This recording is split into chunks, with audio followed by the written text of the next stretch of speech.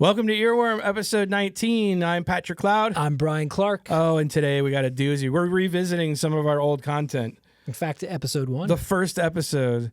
Yeah. Whether you like it or not, it's here. It's not because we've run out of ideas. Oh, no. It's just there aren't any better ones than the first episode. Right? Because it's dealing with AI. Artificial intelligence in music. You know, what's crazy is just we talk about this all the time. I feel like this is a topic that's just like every week you and I are going, oh, did you see this other article or whatever? And it's just the truth. It's hot. It's a hot topic. There's a lot going on in the world with the technology. Yeah, I think that this is AI in general, not just how it relates to podcasts and music industry and everything else, but just the global impact that this technology is going to have on humanity. Probably is, I would rank it up there with the discovery of fire, honestly. Fire and the wheel. Yeah, I'm serious. I mean, it's that important. Yeah. I think, Well, I think the more ubiquitous it gets, the fear that I have is that it becomes not as important. Interesting. Makes music not as important. Oh, well, I think we might be going through one of those valleys at some point in the future, you know, because it stems from this. And let me ask you a question.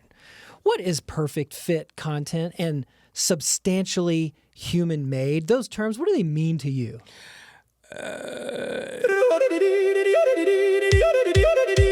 Playlist bullshit memes, screams, mainstream by the album, see the show. The show must go on. Earworm stuck in my mind, can't get it out. It is time.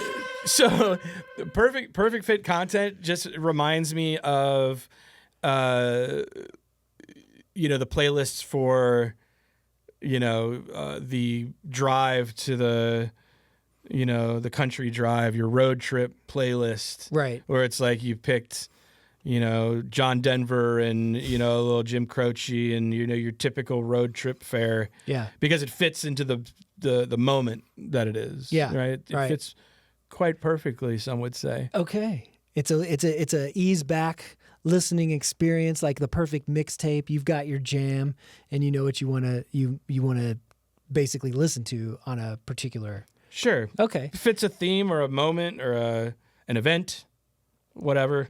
That's what I would consider a perfect fit. Yeah.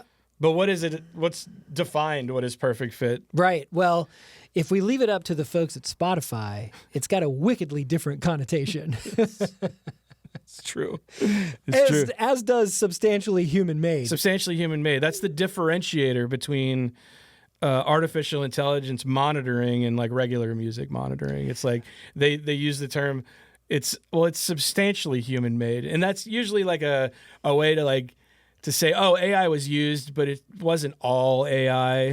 Right. Yeah. It was substantially human. Right. But I hate new terms, new definitions that actually require an immediate further definition to explain it more. Let me tell you what it means. Let me clarify. Yeah. It's like, because now we have to define, well, what is substantial in this context? Right, exactly. And how do you measure it? Right, and now substantial gets another entry into the Webster Dictionary. It's going to be number 16. Yeah, something like that. Is it one guy going, yo, that's dope? Is that enough to be substantially? Yeah.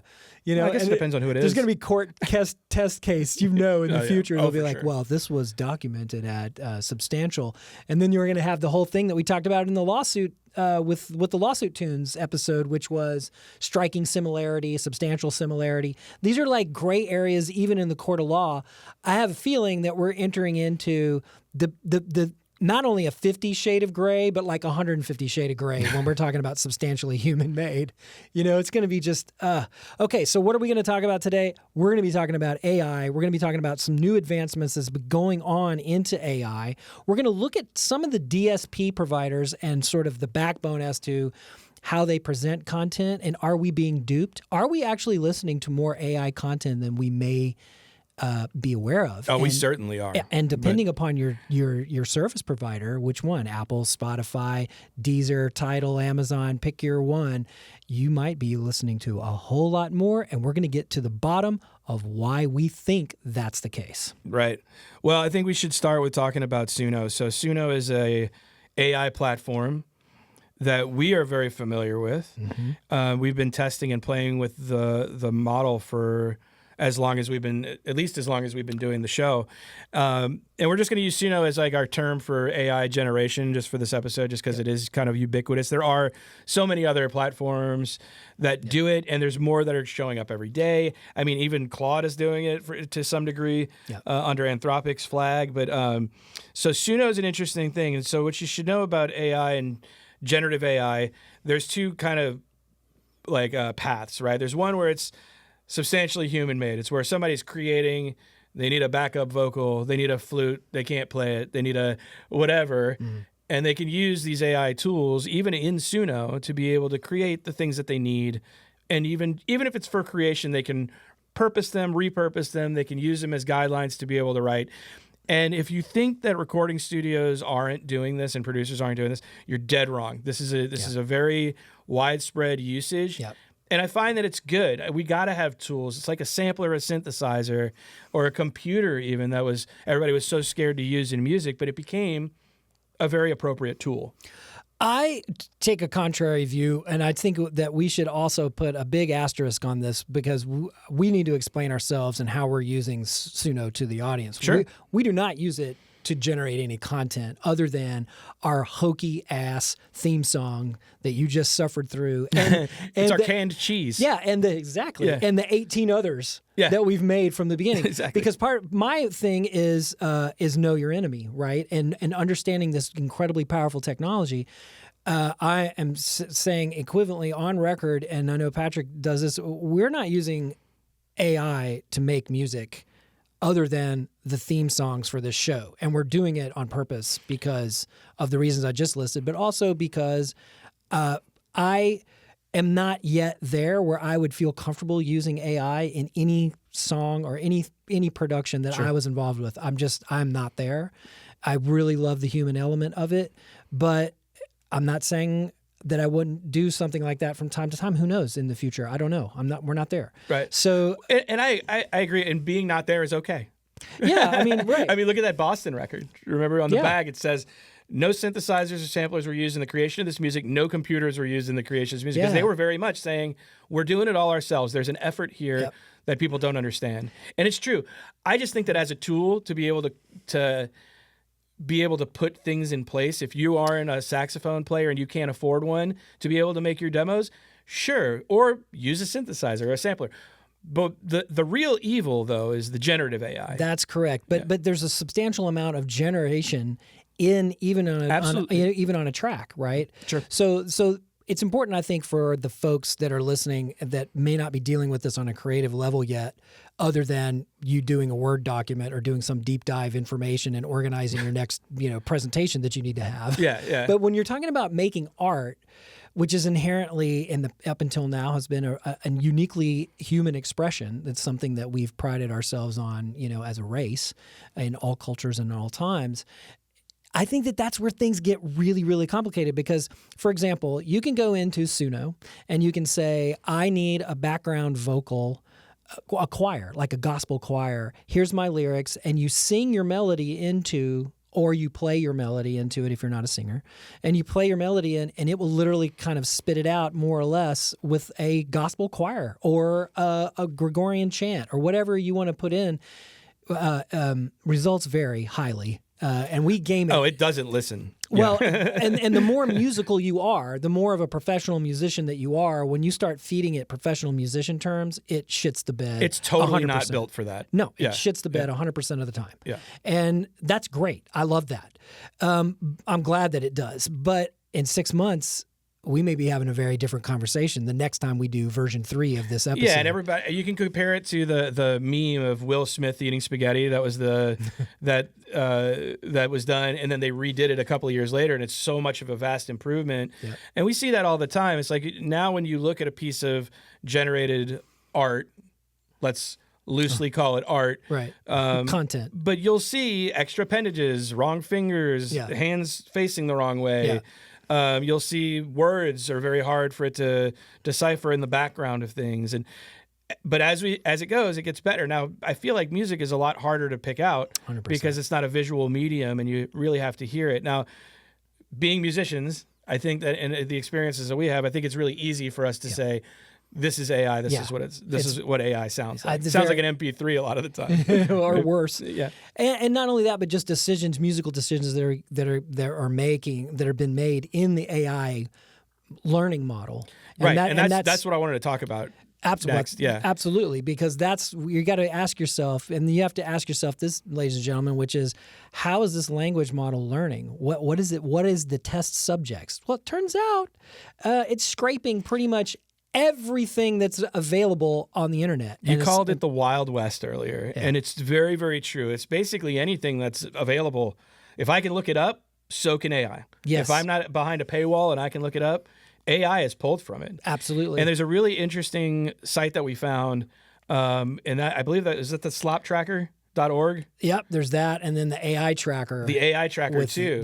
But from the Atlantic Well, magazine. that's crazy. And we'll link it in the show notes. But basically what it does is you can drop a link to music, you can look up things, you can bring the link or you can drop the file in, and it'll tell you, number one, if it's AI, but it can also tell you if you've been sourced in a learning language, which I have. And what did we find when we looked up your band? Yeah, 31 tracks that they've used as a learning algorithm. 31 tracks. Yeah. All bluegrass? Yeah, all bluegrass and all highly arranged pieces. Sure. So it's like, I'm not getting paid for that. No I one's wonder if we remunerating could me. get Suno to make your song again. We'll have to try Because it. I think that was a test that was recently run, is like where the Germans found that they could reconstruct songs that were in their catalog, like directly from Suno and accurately. Yeah. So, but yeah, I was just going to get into the way that the generative AI works is it takes and it learns all of these different things. And it's kind of like the way that we have. Like growing up, I listened to Metallica, I listened to the Beatles, and now when I write a song, I always sound like Metallica and the Beatles. It's just kind of one of those things that you learn off of experience. Right. There is a difference. And the difference is that you actually have to put in, there is no finished product. For you to learn how to sound like the Beatles and Metallica, you actually had to put in the blood, sweat, and tears to be able to play an instrument, to understand what was going on, and to execute. Here we have a computer essentially that's scraping artistic output, or for that matter, all of the output of humanity, and being able to learn from it, model it, and then deliver a finished product that is so good that for the average listener, they cannot tell the difference between a real human and an AI rendition of what, right? Okay. I think that, it reminds me of more this one thing. substantially human-made. That's right. But I remember hearing this one thing, and it blew my mind. This was about 10, 15 years ago. I was talking with a guy who worked at Google, and I was talking about the search engine, and I was doing some low-level complaint of like, well, why doesn't Google blah, blah, blah, blah do this when you search for it? And why isn't this being found? And he basically said to me in a cool way, he was a friend, and he goes, have you ever thought about this? When you search the web, and you go on Google and you search for whatever it is that you want to search for, you're actually not searching the web.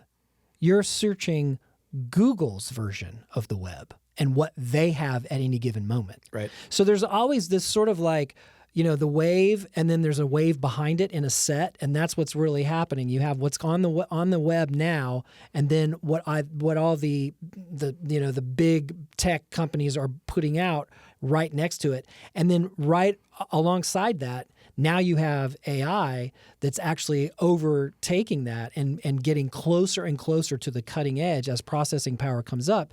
Pretty soon, it can be live, but it'll be automatically synthesized. So it's a fascinating thing. But I think that when your artistic output is on and expressed in a digital domain on the web, whether it's on YouTube or Apple Music or Spotify, it doesn't matter. Theoretically, you are going to be scraped, and the algorithm is going to learn from your artistic expression, and they're not going to remunerate you. Now, there is some lawsuits that are doing that, right? Where they say, okay, and there was a case in point, which kind of really was the catalyst for us doing the episode and the update, saying, look at this. Now we have a suit from GEMA, which is the German version of ASCAP, CSAC, and BMI here in the States, which are performing rights organizations that basically represents the artists, composers, and publishers. And so So it's like the RIAA here.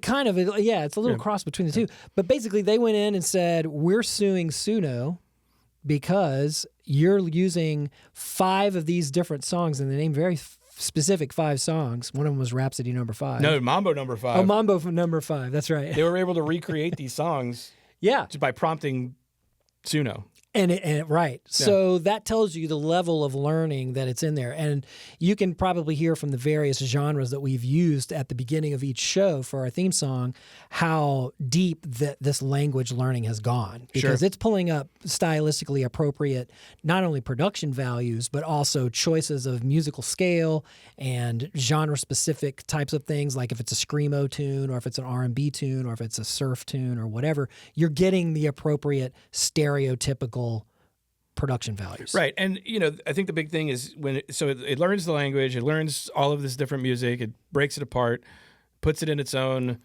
database, and then whoever prompts it is going to get a definition from that Suno program of this product, right? Now, again, like you mentioned, it's not high level.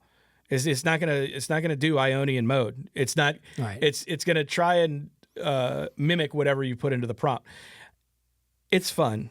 I gotta give it a couple of things, right? Like to give some positive to the generative AI. It's fun, but it's not supposed to be fun. I mean, it's a fun tool to play with, and it's for non-musicians that can't that can't play any instruments, or they're tone deaf or whatever, and it gives them an opportunity to participate. And I think that's a cool thing.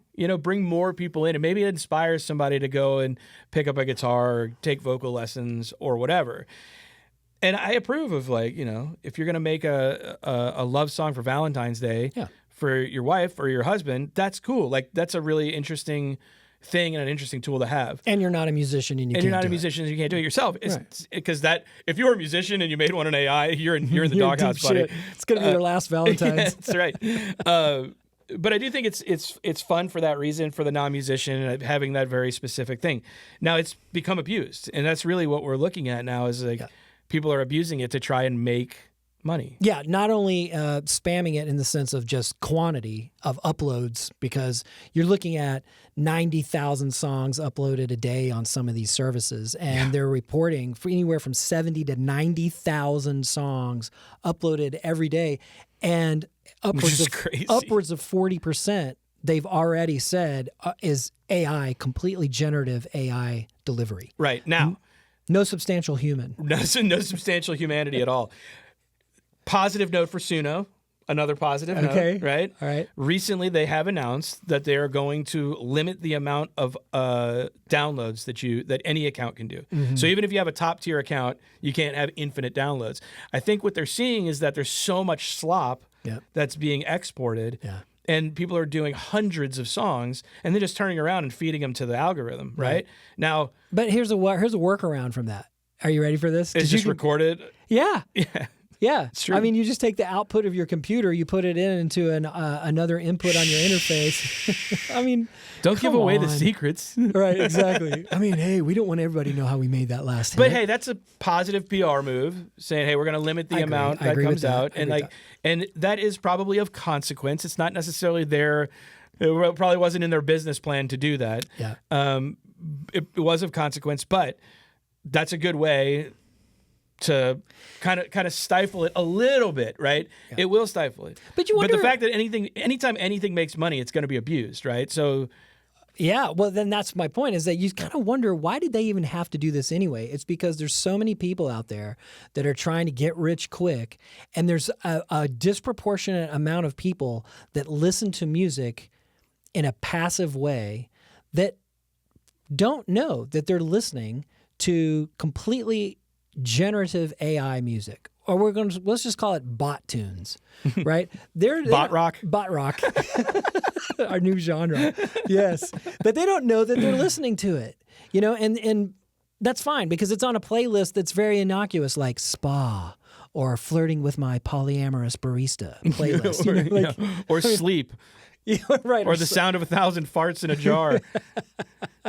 Yeah, you know what I mean? Like, they don't know. And rightly so, they probably don't even care. It's to the point where, and this is the thing that happened with digital revolution, with the distribution that happened musically.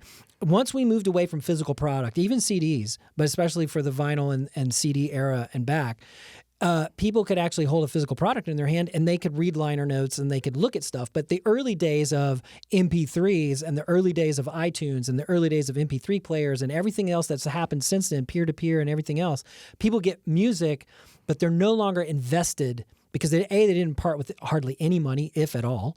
And then they sort of see it and then they go, well, it's just a file to me. I don't know who the band is. And I remember when I was, teaching at Belmont, even I would get some of the young musicians in the class and I'd say, who's your favorite bands right now?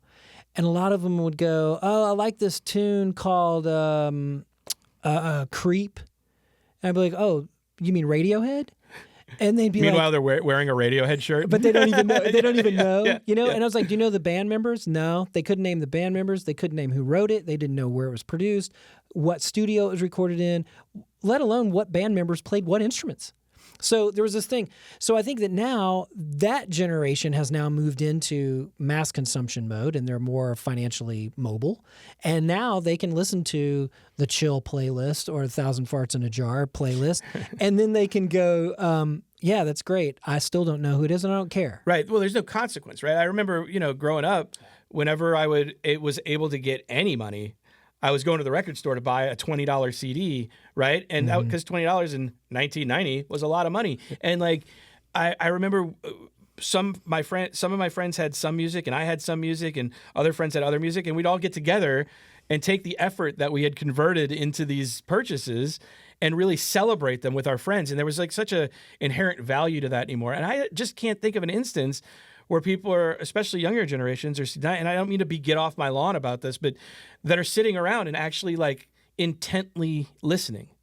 I think it's starting to happen in one area only, and that's with vinyl. I do see, because we talked about it in a past episode. Is it just us though? No, it's not. Well, but I mean, you know what I mean? Because for the first time ever, vinyl sales eclipsed $1 billion.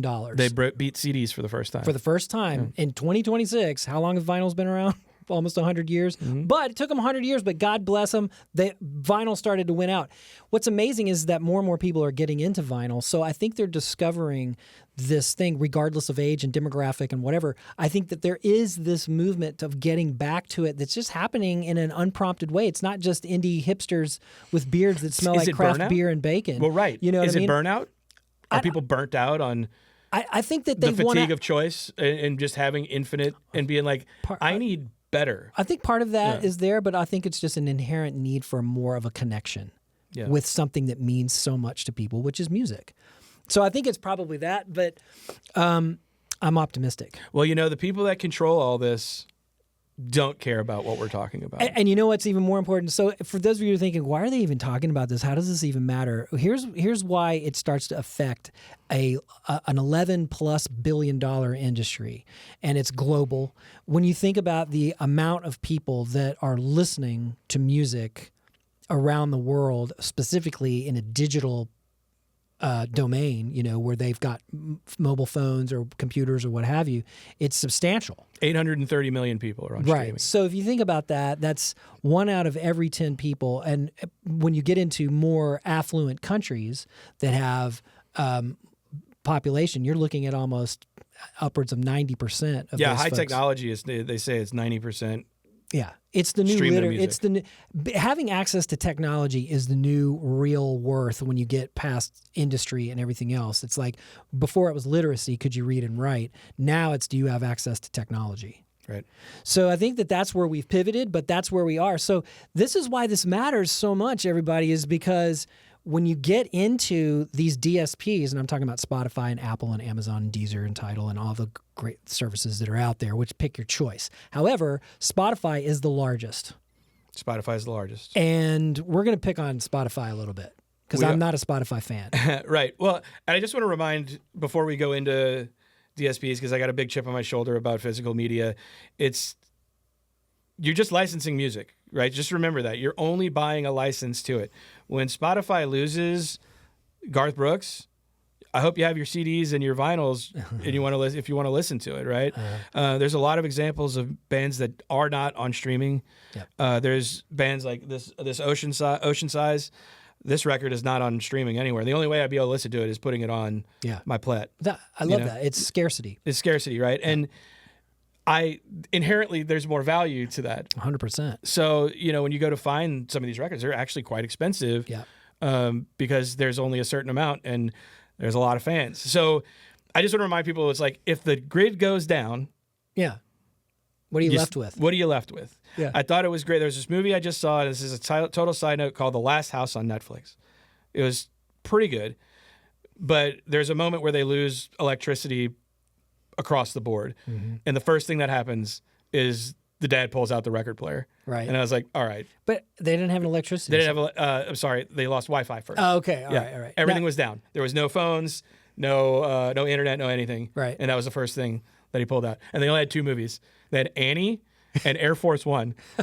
It's pretty fun. But just a reminder, it's like it can all go away in a heartbeat. Can. And because you're paying for access. You're paying for access. It's an access model rather than ownership. Right. Yeah, I totally agree. I use Apple Music. Same. I'm a user. Yeah. And usually it's for ease. It's for my car. It's for being able to discover new things. And usually if there's something that I like enough, I will go buy it on physical media. Yeah. And, you and I do a lot of record shopping lately, and we've just kind of going back in the catalog of the albums that were so great to us, and then realizing it's like, oh, I don't have it. What do I got to go. I have to go get it. Yeah. Because what happens when it all goes down? Yeah. Well, if...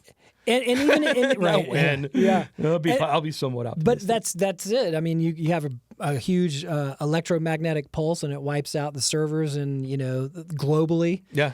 And all of a sudden, we're left with we're back to 1970. Now what? We got electricity, but right. So I agree. I think that being able to play an instrument, being able to have access to actual tangible media is amazing, and you'll be able to have a lifetime of enjoyment out of it. So ownership model is definitely the best. But when you have access to 100 million songs, pretty much the recorded corpus of humanity, for a freemium model, that's problematic. And that's where I think that Spotify really comes into it. So let me just let's peel back this ugly mess that is Spotify, in my opinion. And this is one guy's opinion. And we're on Spotify, which is funny.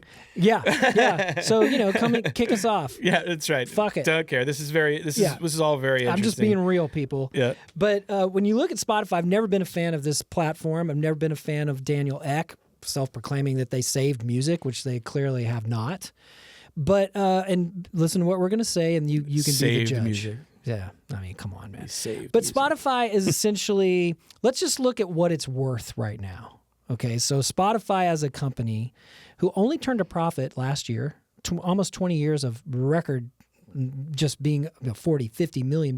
Yeah, and remember that valuation only comes from what people say that they think you're worth. But perception is everything. Right. And it's a big part of it. So right now, Spotify is worth $103 billion. The entire recorded industry, the record industry, is only worth $11.5 billion. So this is substantially more. Okay. Yeah. Now, when you add that in to what Daniel Ek is worth on paper or whatever with his stock options, because he and his co-founder control the majority of the company and their stock, right? They have huge stock options. Daniel's worth, I think, over $12 billion. So he himself is worth more than the entire recorded industry is worth. This is the gross, weird, so out is of his proportion. Partner. Yeah, exactly. His partner is too. That's correct. So this is the kind of absurd level of it. They only employ 1,400 employees, and even though they're a tech company, so to speak, the distribution of that wealth is completely highly siloed. It's not a level playing field. So, okay. But essentially right now, as of today, we looked at the stock market. Spotify's trading at right at $495 a share. Which is massive. It's silly, considering that here's their business model. You ready for their business model? This is what's happening with Spotify right now. So Spotify has right now, they have 777 million active monthly users. Out of that 777 million, only 38.6 are paid premium subscribers. Everyone else is listening to dick pill commercials for a minute for every 2 minutes of content that they That's get. right, exactly. Yeah. GLP, pillows, dick pills. Yeah, it's all the same. It's all side effects. Exactly. It's right. Ease your side effects with this pillow. Yes. So, but like, if you think about that, that is not very good. And so that means that one paid subscriber is worth 17 of the freemium users, roughly. That's sort of your ratio. So here's what's ended up happening now is that with that type of money, so how you might say, well, that's weird. So how much do they have to pay out and what's their expenses? They have to give out basically 70% to industry. to the recording rights holders, which is the industry, which is the songwriters and the publishers and so on and so forth. That doesn't mean that they actually get it, at least the songwriters, because there's other hands that take out of the cookie jar. Absolutely. Yeah, absolutely. like the record labels and the managers, agents, right. publicists, etc. So. But then the other 30% is theirs. So what is the average sort of they call it the revenue that each of these users, these paid users, are generating? They're generating about $5.96 per month. Right. Whereas the freemium models users, because they're having to sit through ads, are generating 34 cents a month. Right. Represents a much smaller. Yeah. The marketing side provides a much smaller income. Yeah. So when you think about that, and then you go, okay, now this is where we're kind of coming back to the AI, because we're going to land this plane. We're going to keep, right? This is your journey. Yeah. But this is where everything starts to come back around. Right. Because now you're like, okay, so we have substantial evidence. We're not saying it's happening. We're not, but there's evidence out there. Substantial, instead of substantially human-made, there's substantially incriminating evidence that's out there about Spotify basically gaming and creating artificial artists and playlists and generating revenue off of those at their, which increases their bottom line, which makes their shareholders happy, and then it's not about the music at all. And this is where we have a lot of issues with this, right? Let me stress that we've done some investigating.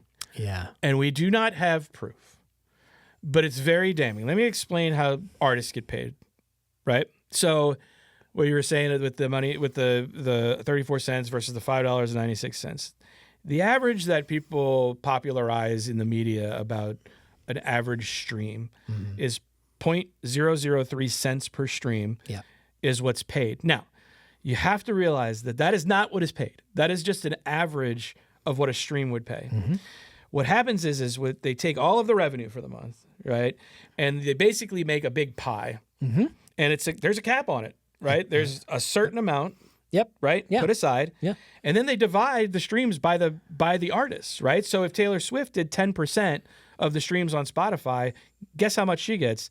10% of the pie. That's right. Right? Right. So it's tilted towards Top the biggest artists. Top performers. Right? You know, your Morgan Wallens, your Post Malones. The big Because acts. they get a bigger percentage of this portion, right?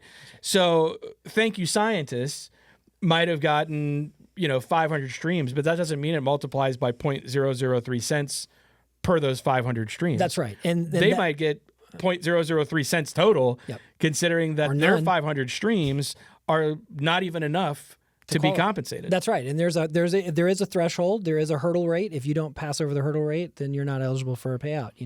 They'll bank what's due you until it meets their minimum requirement of distribution. Right. Right. And if you're making a 10,000th of a penny, you're going to be waiting for that Spotify check for a hell of a long time. That's right. Let me just rephrase what you said. And we are going to follow the money in a little bit. Yeah, Because that's the big coup de grace. That's right. Let me rephrase what you said in a different way. Yeah, too. why don't you explain it better? But no, because you did it right. I want to put it in a different way. From I'm thinking about me if I was a Spotify premium account a holder, and I was paying every month to be a member of Spotify and listen ad free. Is that like $12.99? I think so. Yeah, it's like $12.99. Okay, so if you pay $12.99 a month, folks, and let's just say that you've got 15 bands that you love, and whatever genre, whatever time period, but these are your jam, and you listen to these. If you analyze your playback list month to month to month, you'd probably find that there's a significant amount of the same types of artists, the same artists, maybe different records, but you're really listening to those. Maybe whatever your band is, it doesn't matter, right? Don't you think that I'm just going to pick a hypothetical example. Let's say that you are a huge, Metallica fan, and in that 1 month, just based off of your user behavior, no one else's, just yours, out of that month, 70% of the music that you listen to was a Metallica cut from any album, right? But that's what it was. Okay. Don't you think that 70% of your $12.99 should go to Metallica? Because you've paid $12.99, you've listened to, right? It doesn't work that way. And that's what Patrick was saying before, is that it's all based on a pie, and they don't care about your individual behavior. They look at the whole pie.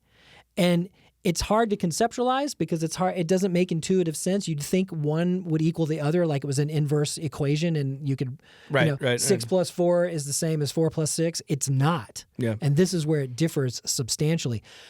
I talked a lot about this before in a class that I used to teach on music publishing, when we would ask, and the students would ask that, and I would say, listen, Spotify cannot go back and retrofit this. They've been on record saying we can't do it. It would destroy their business model.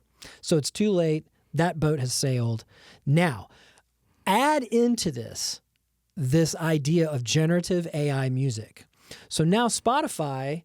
By the way, which also cannot go backwards. Once the jar is off the can, there ain't no getting the genie back in the bottle. Exactly right. Yeah like your 31 songs, they're there. Yeah. There's no unprogramming it. Yeah, I can't take my 31 songs that was used for generative AI and strip it out of the world's consciousness in digital domain now. Some musician needs to win a case in order to be able to undo that for everybody. Oh my God. It would ruin... I can't imagine the technology involved in doing that. It's just crazy. Sure it exists. But it might. Who knows? But what I think is important is that when generative AI starts making music, who does that benefit? It benefits Spotify, because now Spotify can have, you look at some of these bands, and we're not talking about unsubstantial numbers here. We're talking about these acts that basically are getting tens of millions of plays, are completely AI acts, and they're not easily demarked on Spotify as this is an AI artist. Right. And they don't say who owns the AI either. Well, 2 days ago, there was a big announcement by Spotify saying any of the AI is going to be labeled as such. Now, substantially human-made using AI is only going to be in the album credits. So if it's used as a tool or a reverb or whatever, it'll be in the album credits. But there's a moment where it switches to completely garbage, completely slop, where it's going to have to be demarcated that. And the funny thing, it says that they started doing this 2 days ago. Yeah, but we looked up a couple of artists that we know are AI. No evidence. Don't see any evidence of any labeling. So we're not saying it's happening. I'm not saying it's happening. We're just saying that's been our experience. Yeah, that's right. Yeah. So they did announce that, and I feel like that's a good thing, and it should be there. You've made allusions to having an AI chart separate from regular charts, which that demarcation can kind of help follow suit. But not everybody's going to claim that they're AI, and they're not always going to be able to catch it. Right, and I think that's going to be, what a shocking moment when your 14-year-old daughter who's in love with, Emilia Garbanzo, and finds out that Amelia Garbanzo is Santa Claus, is an AI. Right. That's going to be a heartbreaking moment that they're not real. You're like, wow, you've poured your soundtrack of your life into a fake music. And not to get off the path, we just wanted to note that Apple Music has been very strict about fraudulent use, having AI out there. But the thing that they noted, which I thought was extremely interesting, is that even if more exists, less people are listening to it on Apple Music. They said that 0.05% of music consumed on Apple Music is AI, which good for them. That's like they're paying attention to those things that are devaluing music for everyone, Yep. but getting companies rich. Because they always pay higher than Spotify does anyway, statistically. The worst paying of all of them is YouTube, which would make sense. But Spotify has always been below Apple pretty much for the last 15 plus years. They've never paid what Apple pays. And why? Because Apple has always been a paid service from the very beginning. Apple Music, even with iTunes, it was a paid service. You couldn't, if you didn't have the subscription, you didn't listen to music on Apple. And that's the reason why Spotify gained traction in the US, because for young musicians and young music fans and everything that didn't have the coin, and they knew that they could listen to the same artist for free just by suffering through some ads, and they didn't really care. And that's also been an Achilles heel for Spotify. So how do they shore that up on their bottom line for their shareholders? They may or may not. I don't want to accuse them because it's not really proven. Let's just say that there's a guy that got insanely rich making AI music, just so happens to be really good friends with the CEO of Spotify. I'm not saying it's happening. I mean, I'm also not saying that there's a lot of other evidence out there on the internet that can very clearly point to Spotify creating playlists with AI artists that get hundreds of millions of Now that's streams. true. I'm just saying that they're not creating the content. Well, but we don't know where this who. Okay, so just keep this in mind. And now think about We're trying this. to tread lightly, and we do that by raising the octave of our voice. It's like, exactly. So like squeaky doors, Yeah. So, but the thing is that now you've got these AI artists, and then they have AI playlists, and then people are actually listening to these AI playlists in some instances in obscene levels of frequency. And it's all background. And it's or even if it isn't, but it doesn't matter. And they call it because people fried chicken, right? Exactly. Is that what it This is PFC? what we call perfectly fit content. Perfect fit. Yeah. Perfect fit content. Yep. I mean, okay. Where so, it is. And this like is it true. says, it's what it's called. and this is true. And this is true. I This mean, is true. Right. I mean, really true. This Like is we're not trying to avoid a lawsuit. But no, it's a perfect fit content. It's like we were describing earlier. It's the road trip, or the the beach, chill. the pool party, Yeah. or the funeral. Yeah. I mean, whatever. Right. Yeah. My dog getting his balls shaved playlist. Yeah. It's not intent listening. It's background music. But it could be a disproportionate amount of that playlist could be mixed in. Sure. With it could be Tom Petty, and then it could be Breaking Rust. Yeah. Go look that one up, folks. But it could be one of those things, right? And then you're like, what is happening here? But nevertheless, this gets back to what we were talking about on how the money is divvied up, because now AI is starting to come into this. Remember, we talked about 90,000 songs, 70 to 90,000 songs a day. 40+% of that is AI, completely generative AI. So when you have that amount of influx, that far surpasses what a human can do, right? I mean, it's just absolutely I can't make staggering. 50 songs of great quality in a day. Yeah, it's staggering. Right. So when you think about that, you start looking at what is Spotify paying out. And it turns out they're paying less and less to actual music makers. And they get to keep that money in-house. And this is why. And I'm just saying, you might want to go back and look at how they've tripled their income in the last 5 years, their net worth. I'm just saying. No, you're not wrong. I think it's one of those follow the money, right? It's we were looking at it, and if they started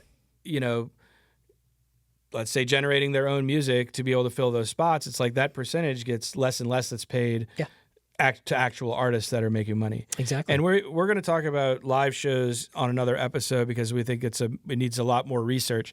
But when they say, oh well, how do artists make money? It's like, oh, they do it on a live show. It's like, I don't know if they're doing that either. So past a certain point. Right, past a certain point. Yeah. So I wanted to kind of punctuate that it's really hard for an artist to go, even if they have a label behind them, and go to Spotify and start and figure out how to farm for more money. So Spotify sees this as an opportunity to make more money Yeah. coming in, so that way they get it both ways. Nice Right? dance move. Thank you. That's the Donald Trump. He's very proficient in AI. So, but what they did is they created the discovery mode. Yeah. Ooh. So Sounds let's say fascinating. an artist goes on Spotify and they're not getting any traction, which is most, right? Correct. So they have a feature where Spotify can keep X percentage of their income in exchange for them to bolster them on the platform and Yeah. put them on playlists. Wasn't it 30% or something? It's like it's 30 to 50. Oh Like my it God. varies depending on what you want to do. This is Now, criminal. kind of reminds me of like, oh, we're going on YouTube. Well, how do we get people to listen? Oh, so we got to pay YouTube to get it to more people. Right. Right. Yeah. It is just kind of the marketing tactic. pay but to it's- play. Right. It's pay to play. So it's really It's payola. it's payola. You want to tell people? You want to tell them about payola? Well, payola is basically where record companies would essentially bribe DJs in the past. Alan Freed is the great court case, the poster child of payola from back in the 50s. And you could say, and now people have reacted, and it's the SEC got involved and say you can no longer do payola. But payola has many forms, and it happens in country music. Still not, it's squeaky clean. There's no money that necessarily exchanges hands. But what you can have is you can have an artist, say like a Carrie Underwood, is coming out with a single, let's say in December. They can say, look, we will give you first debut and an on-air interview with Carrie when she releases the single if you will play Keith Urban's single now. And so it's a leveraging of artists against each other. There's similar things that happen now in the Latin music world. It's still all about cocaine and money and hookers. You know what I mean? Right. But that was the case for the 70s and everything else, where you get the guy from the label show up at the radio station, they close the blinds, and infamous things start to happen. And that's why you see, you don't see this as much anymore, but you used to have very specific release dates on things because you had to know that you weren't putting your label mates against each other on a Tuesday. That's right, because everybody's got their turn on the wheel, right. And a record label wants as many artists as they can possibly get, but yet they can't market them all. And so what do? They reward the higher earners with the premium spots. It's exactly a Spotify kind of a playlist. That's amazing.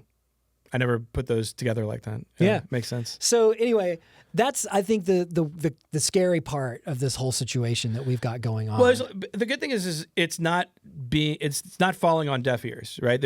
Things are happening. True. Like people are making big moves and big changes. There's a licensing deal in the works with BMG, right? With Suno. Well, they'll have the license to be able to use their catalog to train from. Now, it begs a lot of questions. Oh, does it? Like, what's the barrier? Like, what could I effectively go to Suno and once this is done and say, I need you to recreate "Let It Be" and call it "Put It in Me," and and I want you to change it to a very specific, aggressive song, but it could be the same song, and I want John Lennon singing it. Yeah. Right. And it can happen. I mean, it's already at that point now, Suno today, where if you speak into it and you use your voice, it will do its best to render your voice back to you. Now, I'm not ever going to do that, but someone could easily do that. Right. And that's kind of like auto-tune, right? Yeah, in a way. I don't know. We'll ask Cher. Shit, we'll ask ChatGPT. But like, if you think about that, I mean, yeah. So right, what is the law, and does this cross the idea? In the very first episode, I obliviated far too long on what I think is going to happen, which is we're going to get into these image and likeness thing. And if I was an IP attorney, I would shift all of my focus away from the recorded material and focus solely on image and likeness, because likeness is the big part of it.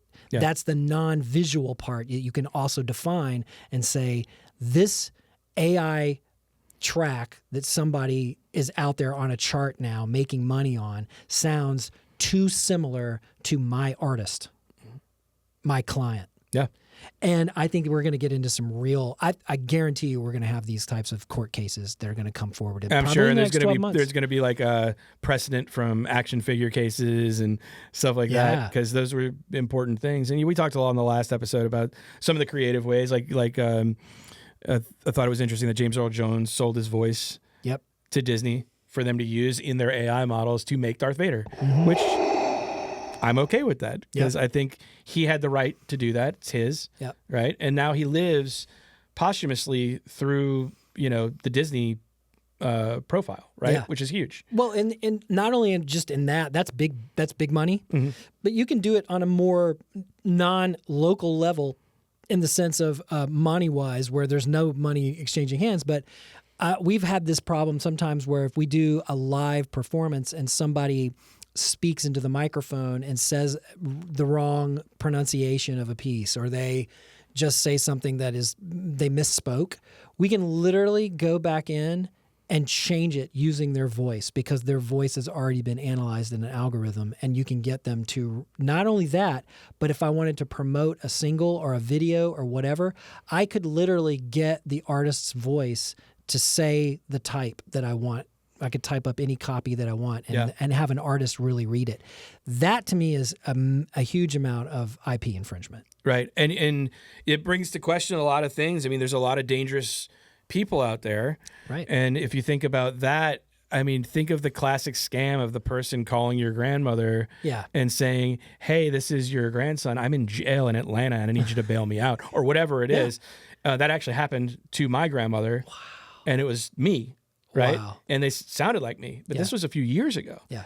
Think about what they could do now on a scam level. Oh, totally. Just manipulating voices like that. Absolutely. So that's why if you get a call from somebody you don't know, you do not answer it most of the time. They will leave a message if it's important, because all they're trying to get you to do is talk on the end of a microphone. Talk on the end of the microphone. Because then they'll use it and turn you into a keyboard.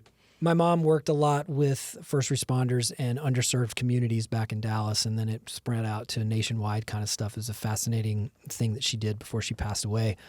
And I love you, Mom. And the thing is that one of the things that the FBI told her, I was in the room when we were talking about this, because we were getting into high-level fraud, and they said, when you have your phone, and you go with the greeting, because most people like to leave their own greeting. It's personal and everything else.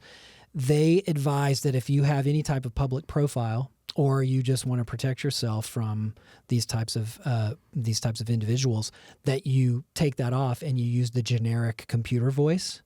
This person is not available right now. Yeah, because they will record that too. Because they'll record that, and so then they don't have an imprint of what your voice sounds like. Yep. I've eliminated a lot of that. And this is just a tip. Teach your parents this. Teach your grandparents this. It's really important. Number one, teach them about AI so they don't get tricked and all of a sudden your inheritance is gone. But, but I think the really thing that Apple did was they created a screening of your calls. Mm-hmm. So if it's not a familiar number, it asks them who they are before it'll even ring your phone. Yeah. So I have that set. So I'll see a number come in and they'll hang up. Right. And then that's the way to get rid of them. Yeah, right? that's perfect. Yeah. So I recommend that. That's a really good feature. So yeah. So getting back to the AI stuff, we're going into this because we're just trying to say that what's happening now, since we started in April with our very first episode, now we're at 19 episodes in, we're already seeing enough of a churn and a substantial development. Keep your eyes out for what Suno is happening and Udio. These are sort of the generative AI music programs that are out there. But you might start seeing it on others with, Claude and Gemini and ChatGPT and everything else. And what's interesting about Suno is that Suno is has very close ties with Lightspeed, and that gets into private equity. So these are big players behind the scenes of what's driving this technology, and there's a lot of money to be made here. Yeah, and so you have and to Anthropic has a relationship with Lightspeed and Anthropic as well, and they got in trouble because they were doing music on the Claude platform. Yep. And that blew up in their face quite a bit. They had to pay a significant amount of money. Yeah. For licensing. Yeah. Yep. So we're just at the beginning of this. Just remember that BlackRock's involved. I've just got to say it again. Yeah. I just got to say it again. Yeah, they are one of the major stakeholders in Spotify. Yeah. Yeah. As in probably this Shure microphone, this desk, that computer monitor, Right. My left molar. your bananas and your, you know what I mean? Yeah, your left molar. True. That's true. Well, I mean, I think we've covered a lot of stuff today. There's so much more to even unpack, though. I mean, Yeah, we'll keep you updated Yeah, as we and that's what I was going to say is we'll probably have a third and a fourth Oh, yeah. AI episode. But I think really a couple of things to take away if you really want to get into supporting your artists, right? So number one is if you use a Spotify playlist to go to sleep, Don't. you just listen to the music you like listen to artists that you like, because what happens is if you listen to a playlist of AI music every night, all it's telling Spotify and all of the algorithm is that this is what this person likes. Yep. And then all of a sudden that's what you're getting force fed a lot of the time. Yep. So I think that's a really important thing, and it helps your artist as well. They get a little bit more visibility. But the only and the best way, and we'll say this probably at the end of all the episodes, is that go to their shows, go to as many shows, go see people you've never heard of. Discovering music is such a great and beautiful thing that we just get it force driven to us all the time, where it's like, go out and find it yourself. It's much more rewarding that way. Yeah. I'm not saying, exactly. I'm not saying drop your streaming service Yeah. and go strictly to vinyl, because honestly, it's a little cumbersome. And it takes up a lot of space, and that's some of the reasons not for it. But if you find an artist that you really like and you love the record, buy the record or buy the CD. Yeah. CDs are making a huge company. I even saw cassettes. People buy cassettes like crazy nowadays. Yeah, man. So, And do that. And then you can put it in your computer and burn it onto your hard drive. Whatever you need to do. Whatever you need to do. And then you're bypassing all of the other nastiness that goes with some of these DSPs. oh, and they make infinitely more money, yeah. exponentially more money from you buying a record, especially at the show. Yeah. Because they're selling it Right. for whatever they paid for And it. then you got plus a chance their to margin. support it through merch Yep. and everything else like that. So And that's we're big merch guys. We love merch. Yeah, we do. Yep. You know? Yeah. That's really the way to do it. And if it continues in this way, and I'll just sort of forecast until we get to the next version of this episode, but I think what we're going to start finding is a systematic further devaluation of an artistic middle class, where you're going to have people that are young and idealistic and don't care if they're going to couch surf for the next 10 years as they try to, grind through becoming a superstar. And you're going to have people that are have financial means to where they make their money doing other things, or they've retired or what have you, and they can afford to do music. Right. And I think that that's where late stage capitalism is kind of taking us in this domain. And AI, unfortunately, is not helping. It's further exacerbating. That's right. It's helping, but it's not helping anyone but the rich. Yeah. So Yeah, that's true. And you think about it, when the president of the CEO of Spotify is worth more than the entire recorded industry, we've got an issue. like and subscribe. Come check us out on all the socials and what have you. Say hello. Send us messages. Yeah. I got enough time to talk to you. If you want that. I'm waiting for that one to come Yeah, through. right. That's really going to bite me in the ass. Anyway, earworm out. Earworm out.